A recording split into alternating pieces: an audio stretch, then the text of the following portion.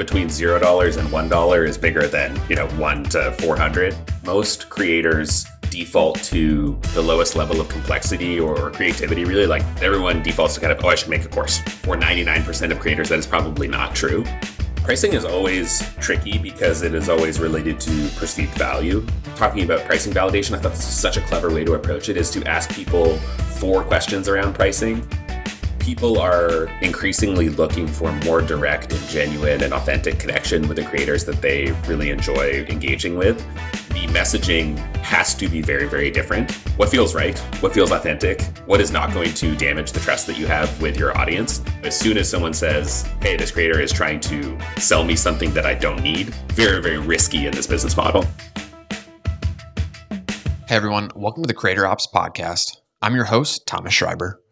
The goal of this podcast is to educate you on becoming a great manager, agent, and operator in the creator economy.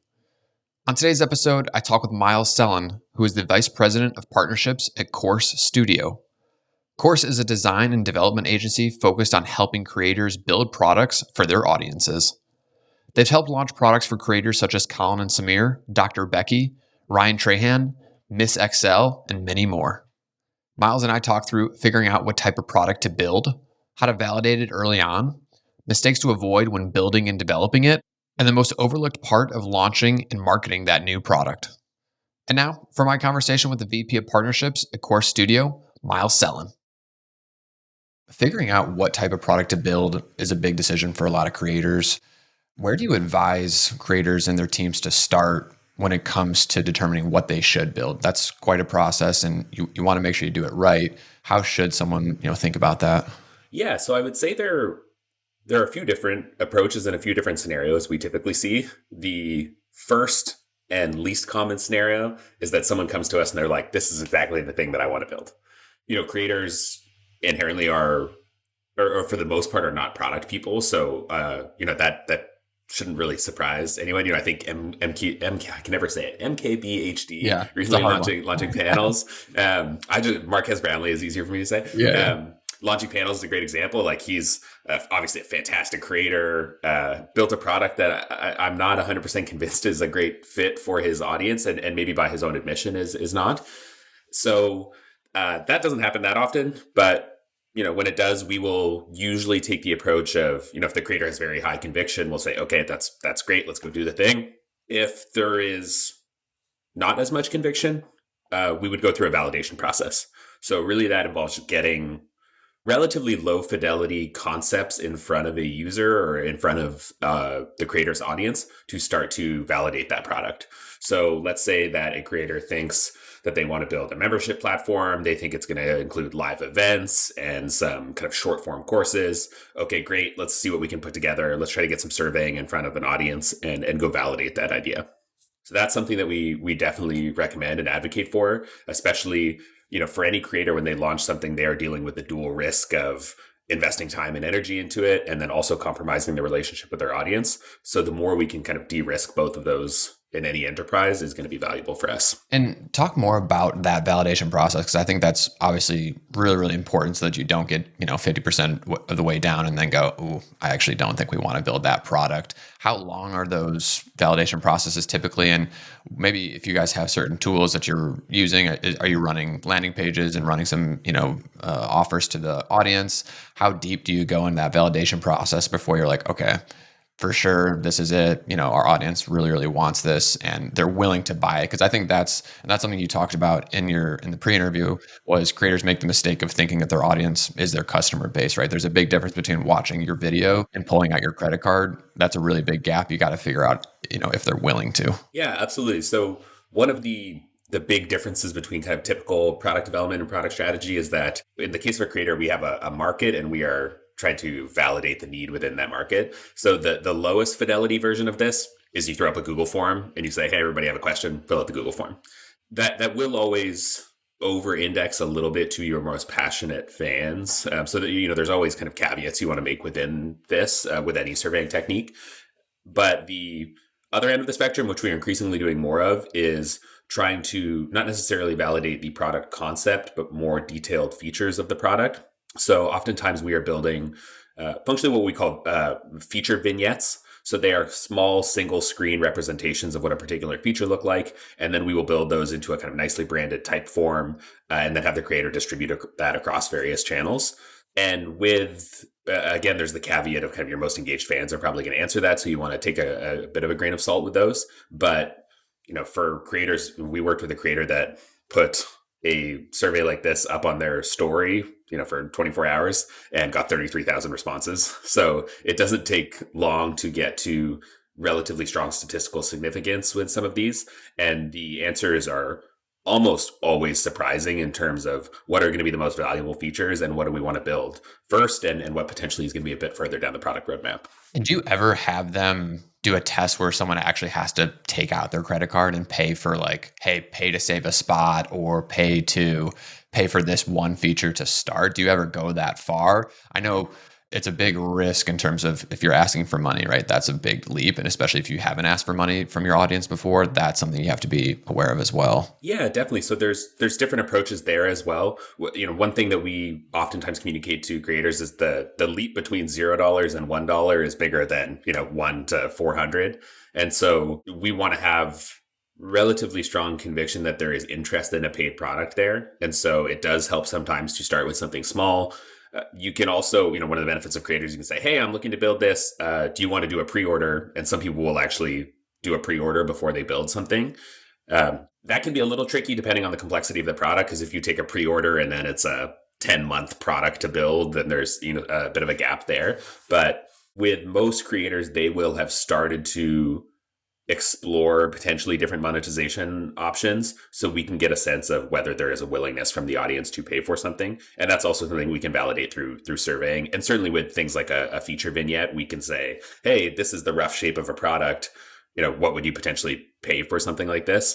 Although there's, caveats and grains of salt to the responses there as well. Totally. During this initial phase I know you've worked with a lot of creators on this and you've probably observed a lot of creators launching products. Where do you think the biggest miss is? Where do creators maybe fall short or don't realize during this initial product development, just product ideation process that they don't understand just yet? Yeah, I think the biggest gap we see, which again is not surprising given the kind of skill set and background of a lot of creators, is that most creators default to the thing that is the kind of the lowest, not necessarily barrier to entry, but the lowest level of complexity or creativity, really. Like the default, just because of the way that these products have kind of manifested over the last few years, is everyone defaults to kind of, I should make a course. And for 99% of creators, that is probably not true. But they don't have the kind of experience and product strategy experience and expertise to really think through some alternative options. And, what you had mentioned previously when we talked about before was, making the mistake of conflating audience and customer. And so basically every YouTuber could make a course about how to be good at YouTube because they have all done it. But if I am a finance educator and have built a YouTube channel around that, it's a very small segment of my audience that is going to be interested in a YouTube course versus something related to finance. On that note, like Colin and Samir, you guys have worked closely with them. Perfect example of someone who should and has, built a course. Will you explain it, if you can, just some of the ways that they validated? And then I know that they're kind of moving potentially from this cohort to an evergreen as well. Yeah, so validation there has been a lot about asking their audience. They have an incredibly active and vibrant Discord community. They have published press. So there's lots of different ways for them to get in front of their audience. They have creator support. So, they're at a lot of conferences and events. So it was quite easy for us to kind of get feedback in terms of what people were interested in learning there. And I think they quite rightly took the approach of doing something high touch first. So doing something cohort based, because even the difference between the way the curriculum evolved and manifested between cohort 1 and cohort 2 was quite significant, because they were able to get so much direct feedback from the people in the first cohort around what are the things that are valuable, what are the gaps. And, even though Colin and Samir have spent 14 years learning YouTube and they have learned so much in doing that, distilling that down into specific pain points and kind of learning outcomes for people is always going to be a bit of a process. And it's always helpful to have that, rapid feedback from people. Do you guys ever do any exercises around pricing in terms of just testing the pricing? I think courses are inherently challenging, and I know Colin and Samir have talked about this on previous episodes. Them trying to figure out what is worth, how much should we make this? We want to make it accessible, but we also need to price it correctly. What challenges have you seen around that? Yeah, pricing is always tricky because it is always related to perceived value. And so, there's a reason an iPhone is so expensive, and it's not necessarily because of the hardware. There are a lot of different ways to approach this, and I wouldn't say any of them are particularly gospel. If you have volume and scale, the one of the value or the benefits of having that volume and scale is you can potentially A/B test. So you could take small segments and send out audience A is getting this offer, audience B, C is getting different offers, and start to get some validation there. For a higher ticket product where you don't necessarily have a huge customer base, that's a little harder because you're going to cannibalize some of the customer base in doing that testing. But this is something that SaaS companies will do a lot is, hey, we're thinking about a price change. We'll do kind of small testing. The other opportunity, and one of the opportunity that I think really leverages the relationship a creator has, is you can be quite transparent. Hey, I'm doing this thing. I want everybody's feedback. This is what's going to be included. And you will always get some, basically people always say they are willing to pay less than they likely will because they're interested in getting it for less. But actually, Jay Klaus, who I'm not sure if you're familiar with, from Creator Science, such a smart guy. I love all of his content. He gave a talk at Vid Summit, I guess, a couple months ago. And when he was talking about pricing validation, I thought this is such a clever way to approach it, is to ask people 4 questions around pricing. The first being, what would make this a no-brainer? What would make this totally out of reach? What would make this a stretch, but I'd be willing? I can't remember the fourth one, but that's definitely something that we're starting to incorporate into some of our questions around pricing, because instead of getting one singular data point that you have to create some caveats around, you get 4 data points and you can infer a lot more from that. So that's something that we've already rolled out once in the 2 months since hearing Jay speak about it. Yeah, that's awesome. And then you can get your range of, okay, we're getting a ton of people saying that this specific number would be way out of reach, or this specific gap would be way too much. Here's kind of our sweet spot. And I do think when you have a higher ticket item, and maybe you're not, maybe 90% of your audience isn't going to buy it, it's that 10% that's going to buy a higher ticket product. You don't want to market that higher ticket thing to everybody, right? I think there's been some mistakes with people just promoting really high ticket things to everybody, and they're people are upset. Hey, I can't afford this. There's some of that too, where you have to figure out, all right, who are we going to market this this to? Yeah, and to me, one thing that I think about and talk a lot about with our customers is the relative importance of this part of their business to the rest of their business. And so for a lot of creators, brand partnerships or AdSense revenue or there are these other components to their business, and the digital product business might make up 25% of their business, 30% of the business, which is significant, but it always runs the risk of damaging or impugning on other parts of the business. And so in a situation like that, where someone is over promoting a high ticket offer, it potentially damages their relationship with their audience, and then limits their ability to do brand partnerships. So we always want to kind of think about that, versus some creators where, hey, this is the digital product business is the business. This is going to be 80% of my revenue, and I'm happy to kind of like sell the hell out of it because that's what I want my business to be. So, when we were talking about ideation and validation and how we go about these things, one of the things we talk about with people right away is like, what are your goals generally? Like, what kind of business do you want to run? Because something like Jay Klaus's lab and membership, those are really, really compelling products, but they take a lot of work.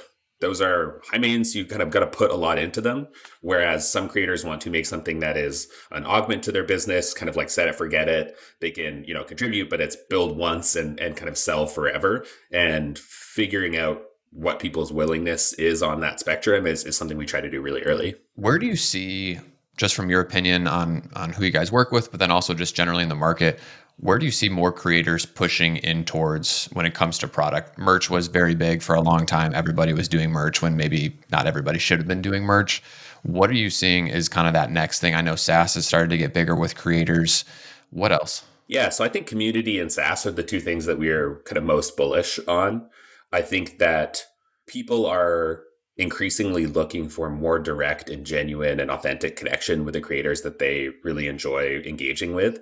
And communities or membership or subscription products are a very compelling way to do that. It also gives the creator the license, because they are being compensated for it, to spend more time and energy there. So there's kind of a compounding effect of the quality being delivered there. So we're seeing a lot more of that. It's also, I think, for a lot of creators, quite a bit more satisfying. I've talked to a lot of creators about the kind of oddness of the parasocial relationships that will develop if you are just putting content out into the void. You get to connect with your audience as this nebulous concept rather than individuals. Whereas if you are doing it in a community basis, it can feel a bit more, I think, fulfilling.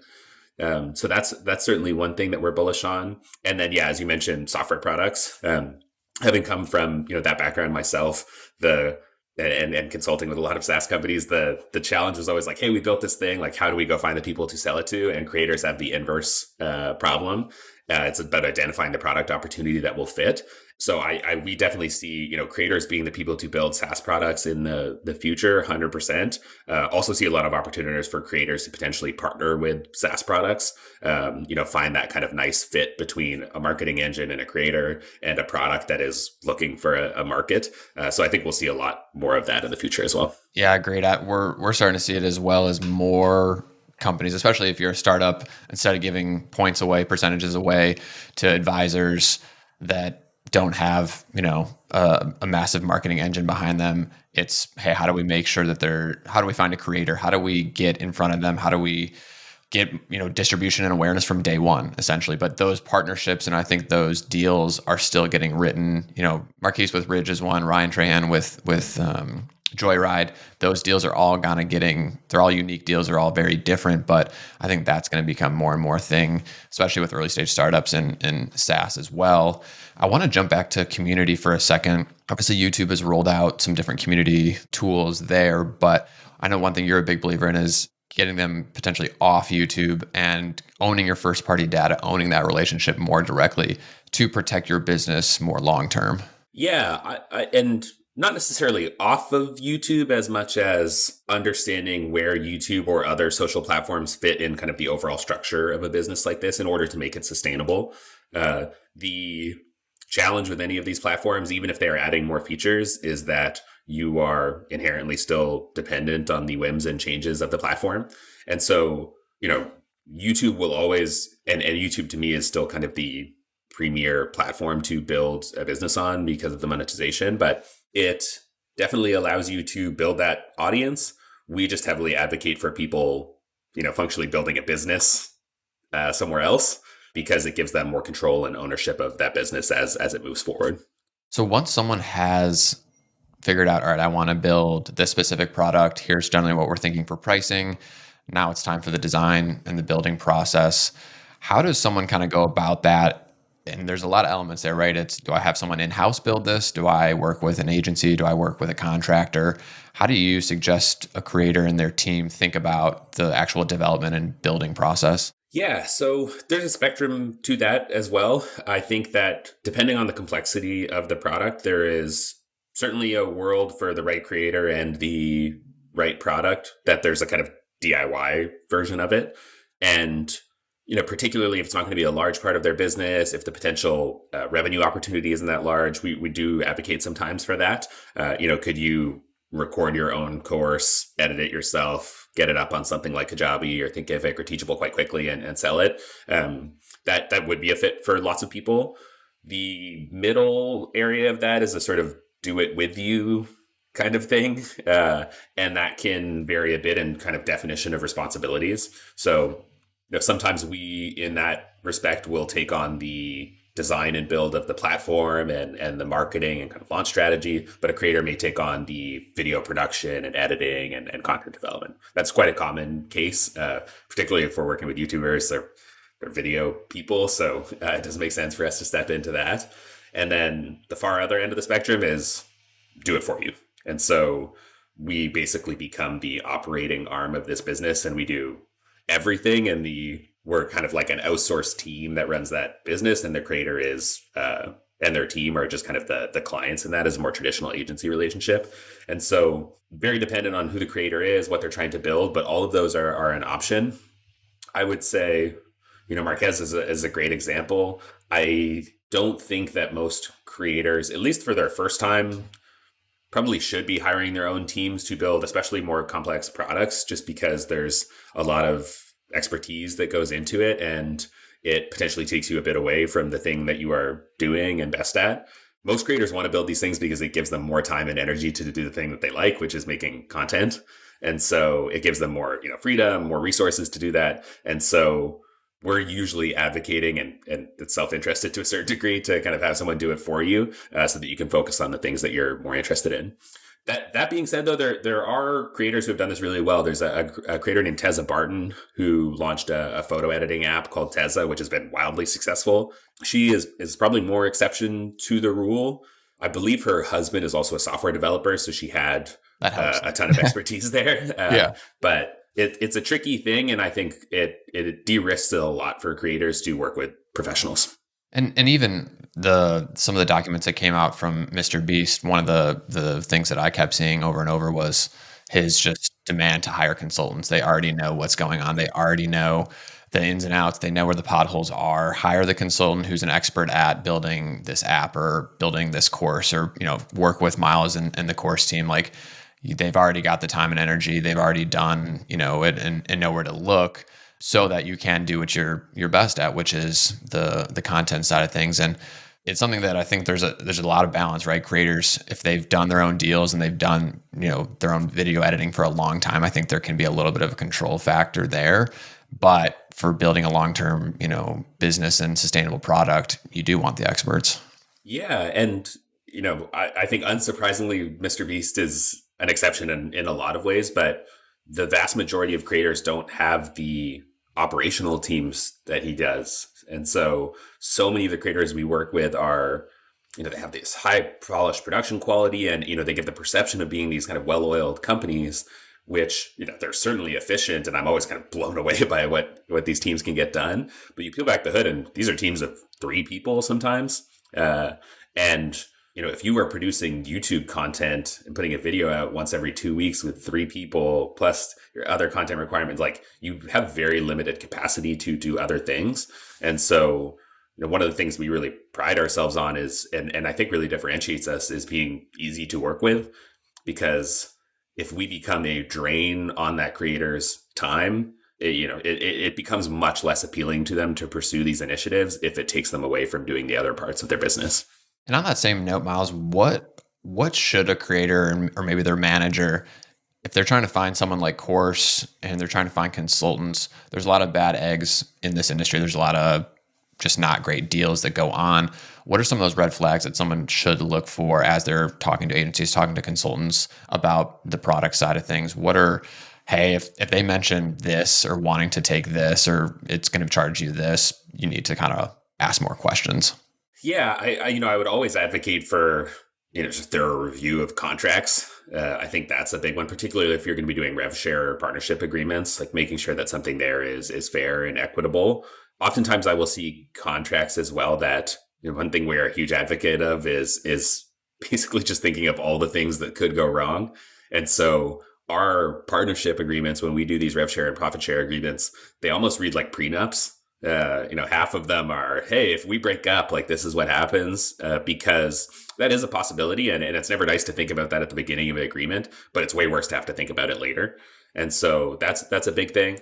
The other thing that I would always encourage people is to talk to customers of that person. There's a lot of people who are kind of, solopreneurs, which I totally respect and think that's worthwhile to work with individual contractors in some cases, but always try to get references, always get a sense of who they've worked with before. The creator economy is, well, growing, exponentially, is still quite small, and there's a lot of connections there. So don't jump the gun to try to make a decision too quickly. Like, talk to some people who have worked with that person, see if anyone has worked with that person, because in this stage of the growth of this vertical, it's really, reputation is everything. And so for also providers, I think that's something that we try to focus on a lot, is making sure that every person who finishes a project with you has great things to say, because that's going to be the ultimate calling card about whether you can grow your business. For the projects that you have worked on, what is maybe your favorite product or just something that you guys are proud of. And Colin and Samir is one. You guys have worked on Good Inside and Salary Transparency. There's a lot there, but which one has been your favorite so far? Hard to pick a favorite. They're all quite diverse as well. Certainly some of the ones you mentioned, Colin and Samir is something that I worked on really, really closely. So I have a lot of affection for that business. I've also just learned so much from Colin and Samir. They're super generous with their time and as thought partners. Bryce on their team is also like a fantastic person and guy to work with. Good Inside has been, probably economically the most impressive outcome we've delivered. So that's a huge point of pride for our business and a point of emphasis. Hannah from Salary Transparency, as you mentioned, is like just such a wonderful human being and is a really interesting product in the sense of how she is monetizing and how she's kind of approaching bringing her ethos to monetization, which I think is quite unique. We're also working on a generative AI application right now with 2 early childhood educators. And that is going to allow for youths in schools to dynamically generate storybooks that feature them as the star of the story. And then it'll listen and provide reading assistance and corrective assistance as they read.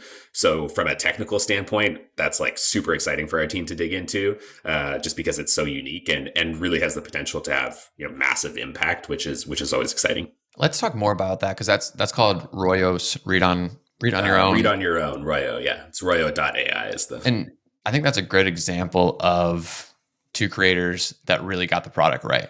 I mean, will you explain who those creators are, what their background is, and then kind of how this idea came to be? Because this is a great example of how product development should go. Yeah, absolutely. So it is a bit unique in our case in the sense that I don't think either of the creators whose names are Yasmin and Lara would necessarily consider themselves creators as much as educators.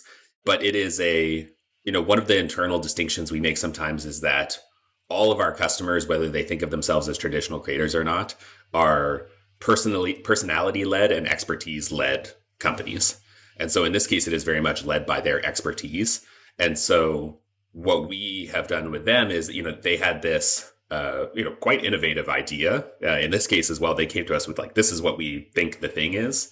And at the surface, it seems like very simple. Hey, generate storybooks for children and then correct them as they read. But the technical complexities under that are obviously massive and how that represents itself as a product.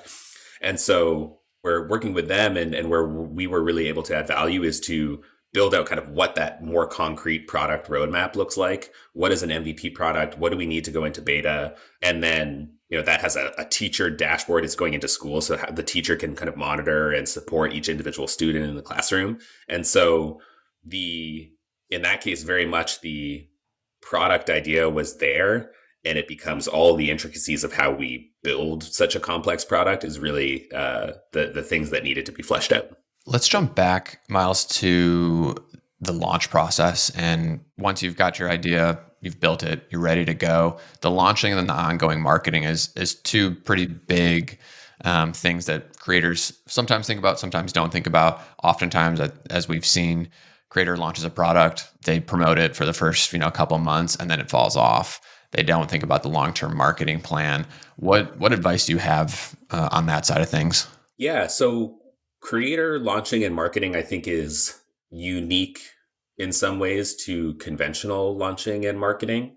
You see a lot of people who've obviously made tremendous impact and done a lot like, Alex Hormozy or Russell Brunson and these kind of gurus in the space. The caveat that I always take with our creators is that typically those models are geared towards someone building their primary business around that product. So if I'm a coach or a consultant, I'm happy to talk about something incessantly and be quite sales forward in my messaging because I'm trying to sell my business. I'm trying to sell my product rather. For a creator, as I mentioned before, they have this whole other part of their business that is based off of trust. And so the messaging has to be very, very different. And so that's the first delineation we always try to make with a creator is what feels right, what feels authentic, what is not going to damage the trust that you have with your audience. And that is very different from conventional sales messaging. As soon as someone says, hey, this creator is trying to sell me something that I don't need, is very, very risky in this business model. So that's kind of one lens we always want to bring to it. In terms of the sort of post-launch and ongoing, that can vary a lot depending on who the creator is and what the product is. Oftentimes we will advocate for a kind of like relaunching cycle to continue to sort of build energy around it. At the same time, we also, in some cases, want to build something that is more evergreen. And so usually we will have a launch that has multiple components to it. We will learn a lot about what resonated or didn't resonate with that audience. Then in a kind of 3 to 6 month period after that launch, we will usually advocate for another launch where we're implementing some of those learnings.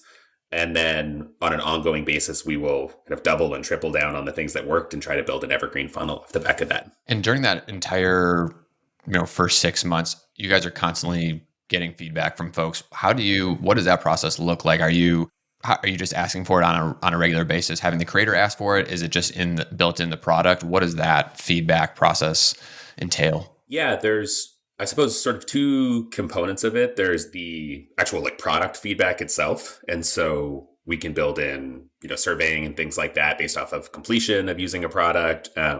You might have kind of interjection within the product itself, asking about specific pieces of feedback. Then there is sort of more feedback, traditional kind of digital marketing stuff. So how are email campaigns converting? If we're doing paid advertising, how's that converting? And there's always kind of tweaking and optimization on that side of things. So there's sort of the qualitative and the quantitative side of things. And how do you guys figure out if this is going to be cohort or evergreen? I know it's very product dependent, but do you lean on trying to do cohort at the start so that you can optimize those first, 4, 6 months, that first year, and then move to evergreen?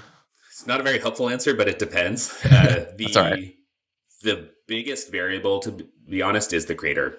In order for something to be cohort based, it is quite involved, and the creator has to be willing and excited about having that model. And you're not a value judgment whatsoever, but some are not. And so that's usually the biggest indication. It is generally helpful to do, a few cohorts first to be able to refine the product and the messaging itself. But that's not always going to be the case and not always going to be what makes sense for the individual creator. What product do you think, just overall in the creator economy, do you think is untapped so far, as you wish more people would kind of double down on that particular product? I know we talked about communities. I know we've talked about SaaS. What else do you think is just something that's going to evolve? It might take some more time to get there. I know restaurants were big for a little bit. Those are extremely challenging. But what else? Yeah, SaaS is the big one for me and the one that I find like the most exciting, particularly around, one of the things that the reason that I have spent my career in agencies is I love digging into these little like niche businesses that I otherwise would never know about.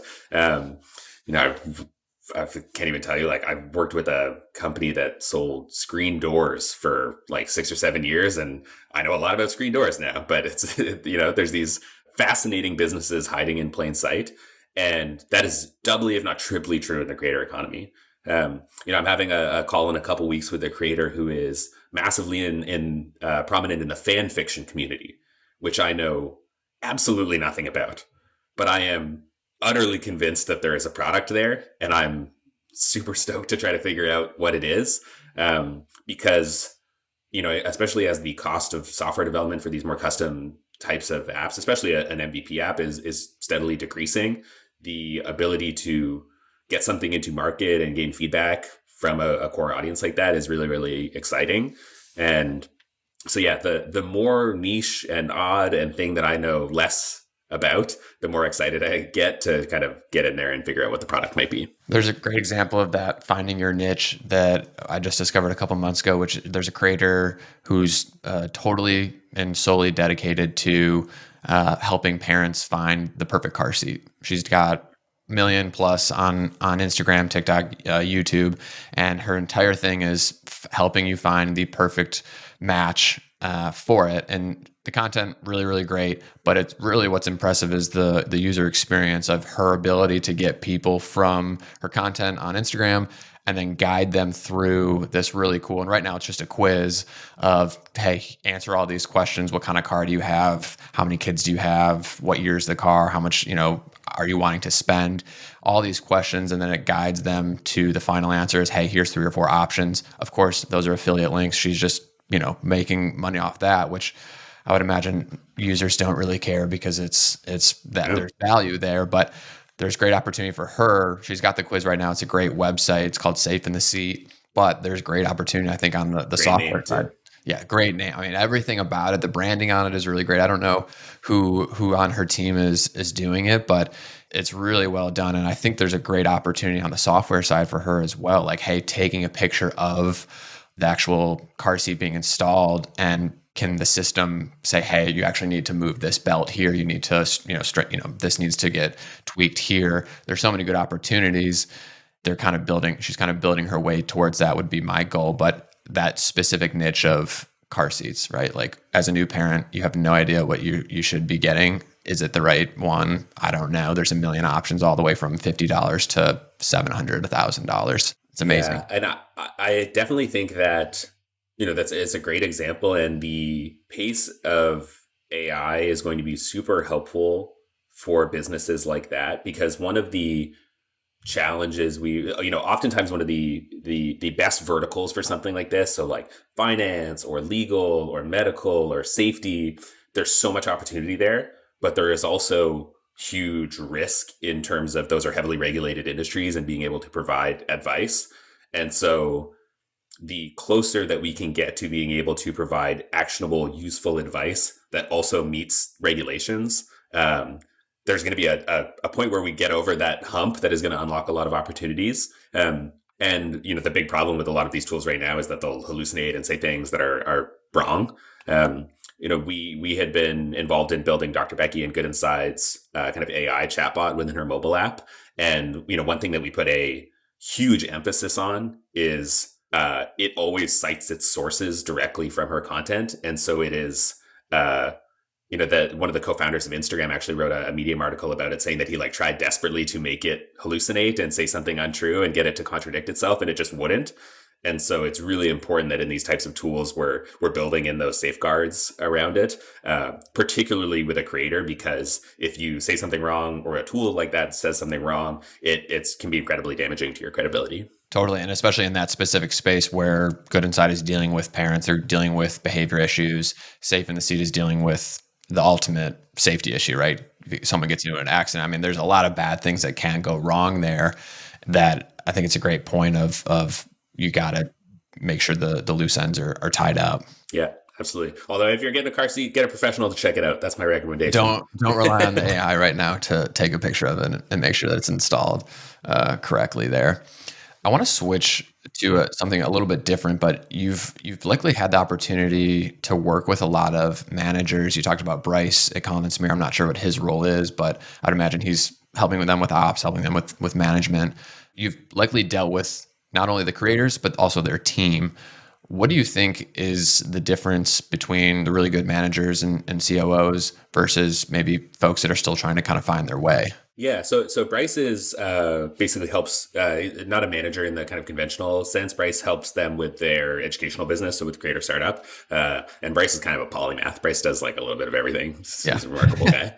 But it's a great question. I think it is a great question. And one I haven't honestly given a lot of thought to, but I'm thinking of the people who we've worked with that have really differentiated themselves and really been able to help add value. The kind of two aspects of it that jump out to me right now is, first of all, the people who see the opportunity. I think that because of the way that this industry has grown, the low-hanging fruit is always make more content, do more brand deals. And so the managers and CEOs and kind of ops people we've worked with on creators teams who have really differentiated themselves in my mind are the ones who say, oh, I understand how that could be a great business. This fits in because of this, and can help the creator get excited about the opportunity. Because it's easy for us to come in and say hey, there's a product here, but we are self-interested in doing that. And, some managers will say, okay, I see the vision here, and having that buy-in is super helpful for us. The other aspect is some managers have such a high degree of trust with their creator customers and have really, become this kind of mind meld extension of their business and their vision. And they can speak very confidently and, with a very high degree of certainty about what the creator wants. And that makes it a lot easier for us to work with an individual like that, because what can be very difficult, and you see this even more traditional agencies where it's like, hey, you're working with a marketing manager, and then the CEO comes in later and is like, I don't like blue. Yeah. You got to kind of rework everything. Change it all. Yeah, he's like, make the logo bigger. But when you're working with a manager who can kind of speak, who really is a sort of extension of that business, it allows the creators who are already very, very busy to not have to engage in every single aspect of the project. And that is a huge boon to us because we get to move more quickly. We get things to market. We're not kind of held up on approvals and things like that. And so I can't overstate the value of that. It's really, really helpful. Yeah, being the true partner and being able to being on the same page with your creator. If you're the COO, if you're the manager, it's easy to tell who isn't on the same page, right? If there's not a clear goal of, hey, this is kind of the 3 or 4 or 5 year plan for us as a business and for the specific creator, it does make it, harder for people like you and course.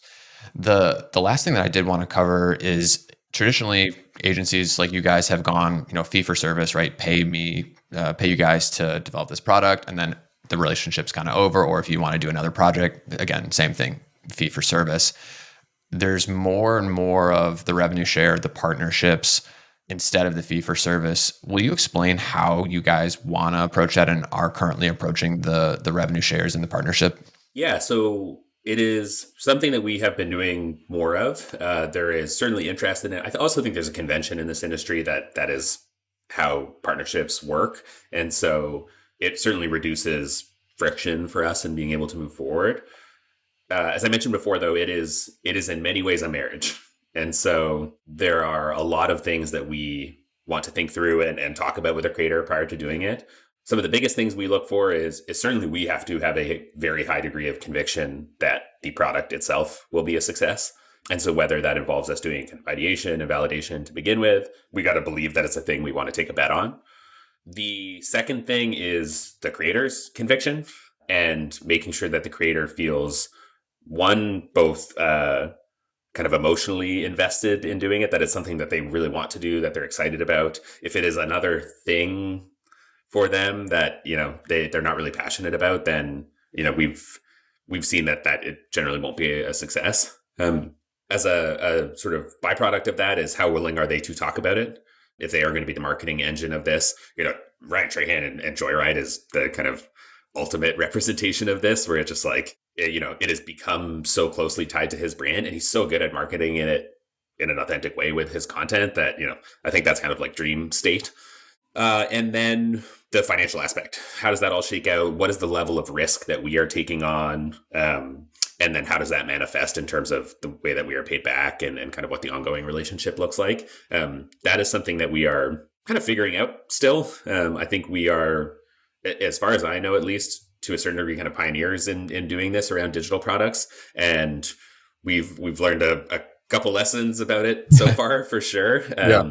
And we try to be very transparent with our customers about like, hey, we did this one before. I'll give you an example. One of the first ones we did, until we fronted all the money for the project, and until we got paid back, we took 100% of the revenue. And what we realized very quickly is that that's incredibly demotivating for a creator because they don't see a dollar for it until it gets paid back. They're not incentivized to talk about it. And so now we will usually do a 50-50 split until we get paid back, so that, the creator is excited about the launch and what's happening. And so that's one of the biggest ones we've learned. And then, as I said, building out that prenup and kind of thinking through all of the kind of icky scenarios has been a big learning as well. Thanks for listening to this episode of the Creator Ops Podcast. If you're interested in chatting more about the creator economy, send me a message on LinkedIn or email me at hello@creatoropsmedia.com.